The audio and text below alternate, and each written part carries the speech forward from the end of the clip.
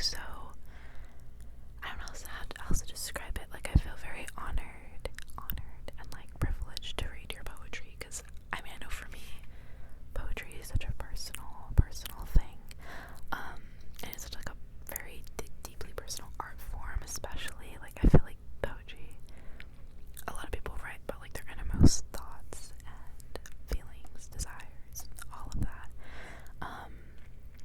and you know, things that they might not reveal, even to some of their closest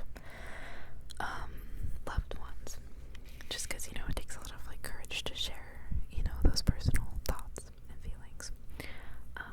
Anyway, I'll stop rambling soon and get to the poetry. But yeah, I just want to say thank you to everyone who sent me their poetry. And if any of you watching this video would also be interested in sending me either more of your poetry if you already did, or if you would like to send me, you know, your poetry for the first time, please do. You can send it to me on Instagram or over email. Either one of those works. Hell, you could even post it in the comments if you really wanted to. But yeah, I have my email and Instagram. I know my Instagram is for sure in the description of all my videos, but there's also my channel bio that has my email, my Instagram, my Venmo, has like all of that stuff on there. So if you're ever curious, just check my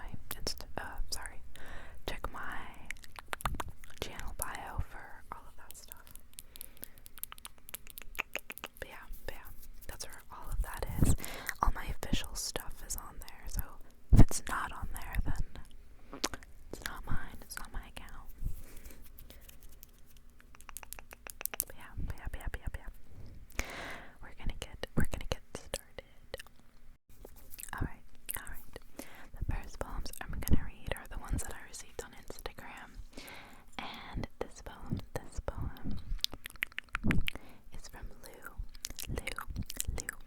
which is such a cute name.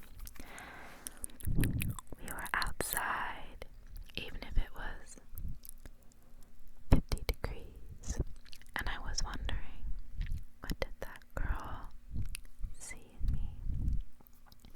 'Cause her eyes look like gold, and her soul is so sweet.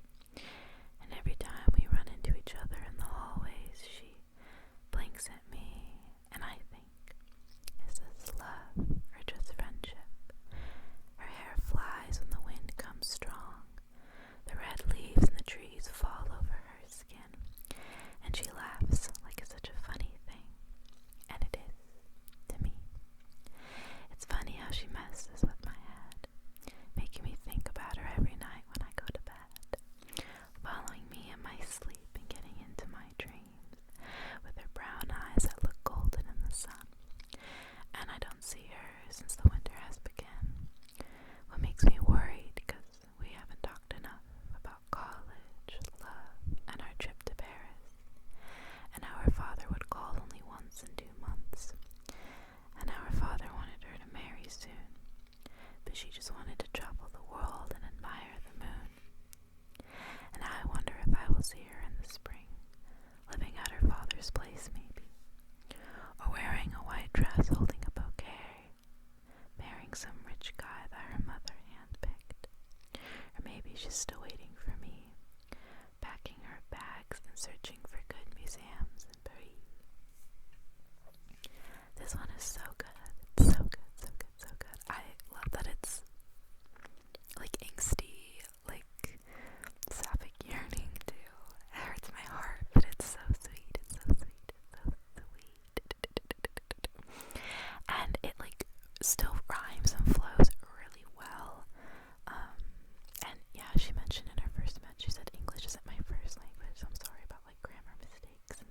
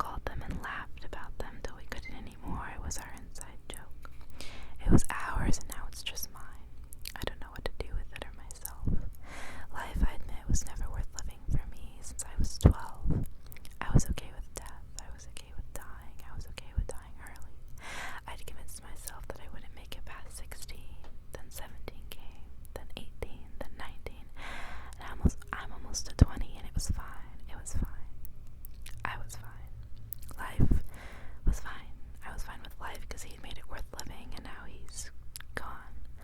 Before was fine, and now it's after, and he's gone, and I'm back to square one. Life is no longer fine, and I don't want to make it past 19, and now I have to live with the fact that he's everywhere.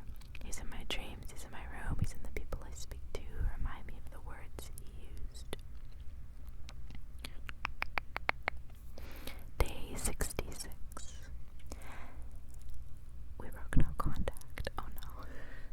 He's sorry, and he doesn't know anything. He's sorry and he misses me. He's sorry and he's thought about me. He's sorry and he wondered if he should have texted. He's sorry and he wasn't sure. He's sorry and he's still not sure. He's sorry and he doesn't want to hurt me. He's sorry and wants to live in the moment. He's sorry and can't love me and live his life. He's sorry and the way my voice carries when I talk makes him feel a type of way. He's sorry and my words affect him. He's sorry but he left, and I'm not sure I can accept his apology. Day 87. It's been 87 days, and the feelings I felt on day 1 are just as prominent. You no longer love me the same, that I understand.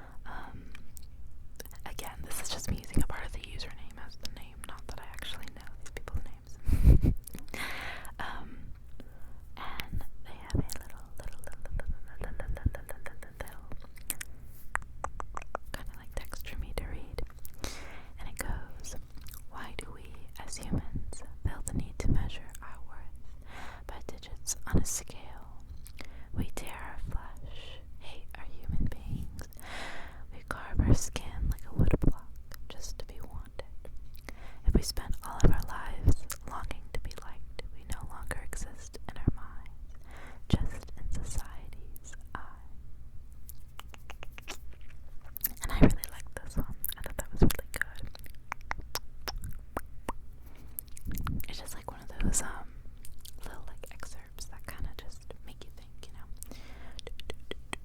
I think short poetry can still be good if it's like done right, you know. This is like one of the examples that I do like.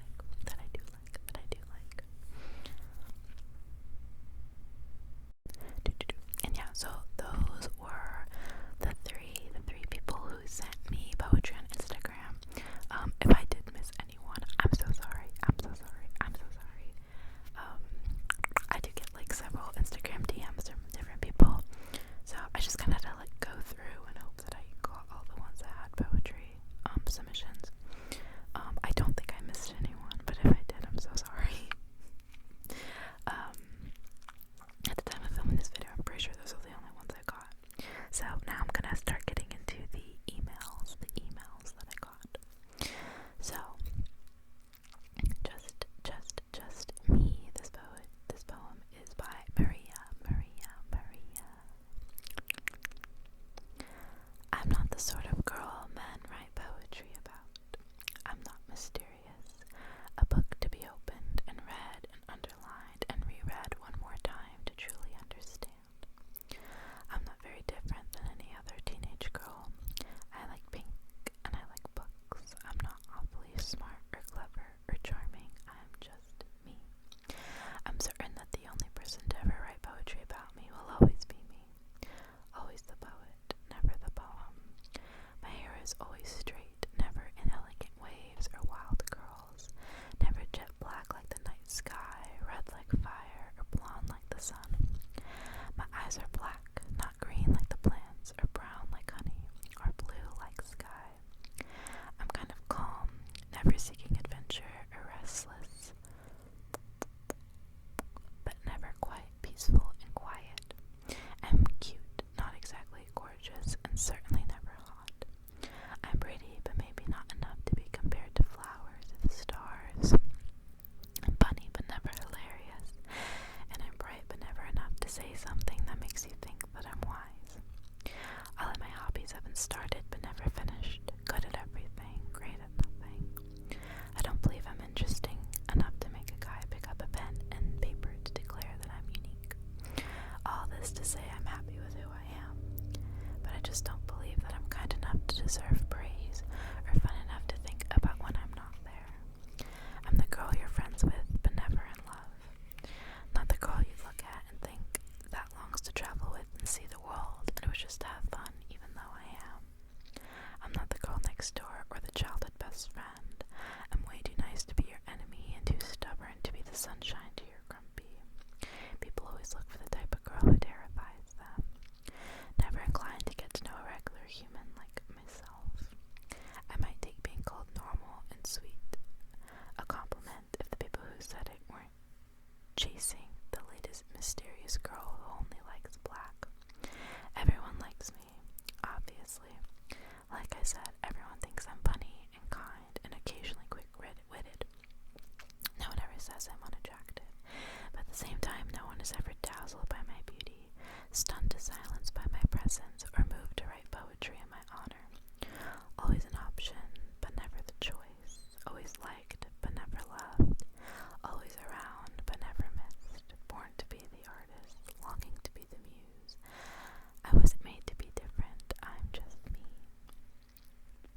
That definitely hits. That was so well written. That was very well written.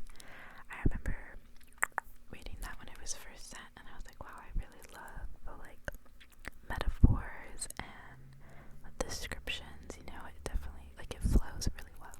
It flows really well. And I feel like it's definitely something that's relatable to a lot of people. I know I definitely related a lot to this when I was younger. I feel like it was